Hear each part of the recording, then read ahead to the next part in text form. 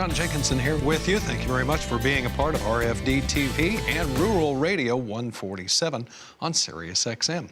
The grain market holding on to a few gains in the wheat and the corn, but not so much the soybeans.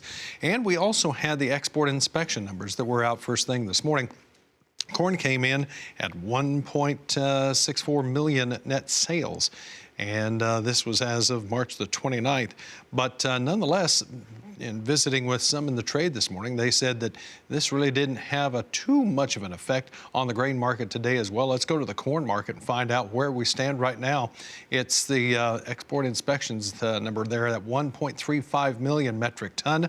Last week, 1.33, so a little bit higher. Sorghum came in at 53,587 metric ton. That compares to 262,249 last week. Soybeans, 542,434.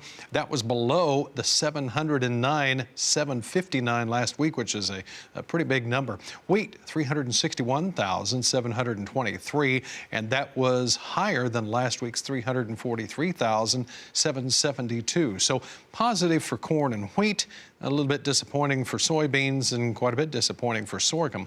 But we have been watching that sorghum kind of seesaw back and forth over these export inspections. Remember, this is what was shipped. Now, if we go to the corn market, earlier we were 1/4 to 1/2 cent on the positive side. And we still are. May corn up 1/2, 388. New crop December corn is at 411 3/4, and that is up 1/4 cent, and it is 1/2 cent off of the low of 411 1/4. On to the soybeans, where May is down 5 1/2 now at 1039. November soybeans down 4 3/4 at 1043, and that's just 1 penny off of the low. May Chicago wheat down 3 1/2, 447 1/2. July down 3 1/2 at 464 3/4. May Kansas City wheat is up 1 1/2 at 468 3/4. July is up 1 3/4 at 488. May Minneapolis wheat down 3 3/4 at 574 3/4. That new crop July Minneapolis wheat down 3 at 583 1/2. And for the cotton market, May is up 24 at 81.70. December cotton up 14 at 77.87. Let's go to the edge of the trading floor right now at the CME Group. Scott Gecas, Longleaf Trading, is here with us. Scott, to kick things off here, the grain market just kind of seems to be watching to see what happens with soybeans at this point. Are the soybeans the kind of the leader for the grains? Oh, yeah, for 100%. The soybeans are all over the place today. You know, I came in this morning, they were up very big, you know, testing that 1060 level. As you just mentioned, it's breaking that 1040 level. That 1040 level is a very significant level. We could go all the way back down to 1020 or even 10 even. So we're going to wait and see how this is all played out. The main focus just across the board in the grains is all the trade war talks. You know, the meal prices in the beginning of the day, they were driving prices higher.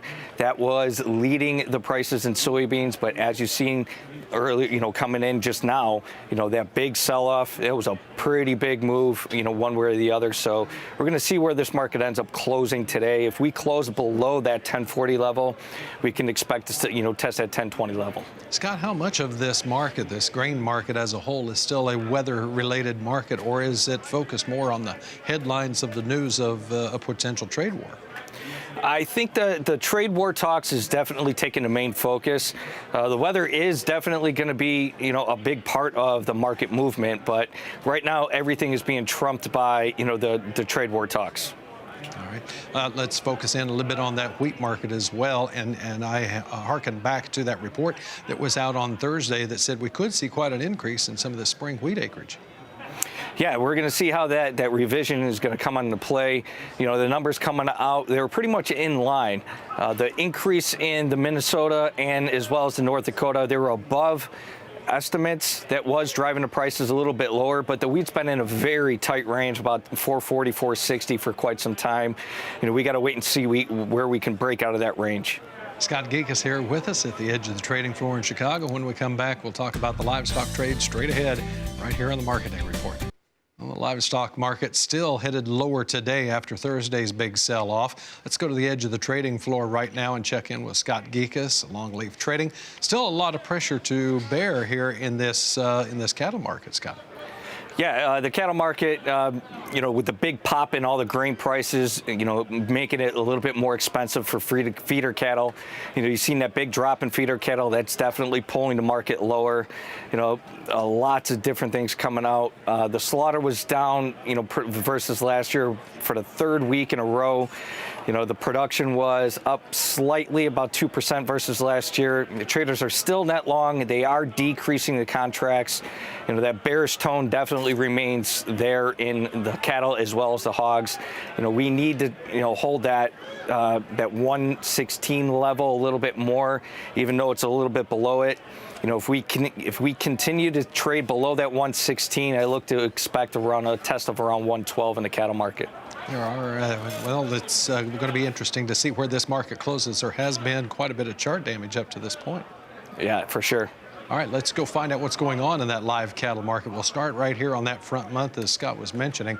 April live cattle down 20 at 113.50. It is June down 39 at 102.18. August down 28 at 101.20. You got to go all the way back out to December to find 110, and it's 110.07. That is actually up just 5. Over on the feeder cattle side, April down $1.28 at 132.05. May feeder cattle down $1.21, 132.82. August feeder cattle down 58, 139.85. The cutouts here at midday for the beef cutout anyway, we're basically mixed, where the choice is 219.64.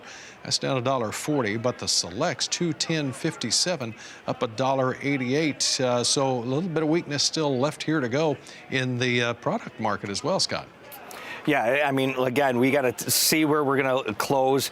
Holding above that 112 level is very important. If not, we're going to test contract lows. We can see the lows all the way back down to, 110. You were talking about lows. Let's check and find out what's going on in that hog complex, because here's where we saw some of these contracts that were limit lower. April lean hogs down 273, 54.52. May down the limit of 64.82 right there, and June down $3 at 73.55. You go out to July and August, we're over $2 lower, closing in on that limit lower. So kind of a tough day here for the hog complex. Yeah, a very tough day for the hog complex. Everything that's coming out with the hog market is bearish. You have the trade war talks, you have oversupply concerns. Friday's report was a little bit higher than expected, about 3.2 versus last year higher. The market hogs came in a little bit above expectations, around 3.3 versus last year. The sales for 2018 are still up about 10% though, but the production is still up about 5% or so, but it's still leading into supply concerns, and that's why you're seeing this big major sell-off here now. Scott Gecas here at the edge of the trading floor with us from the CME Group in Chicago. Scott, thank you very much. Let's find out where we stand on this midday here with the pork cutouts as well. They were mostly lower also, with the exception of the hams. Carcasses down 19 cents at 70.43. The loins down $1.23 at 70.32. Hams up 66 cents at 52.28. And that belly market down 2.48 mark at 101.83.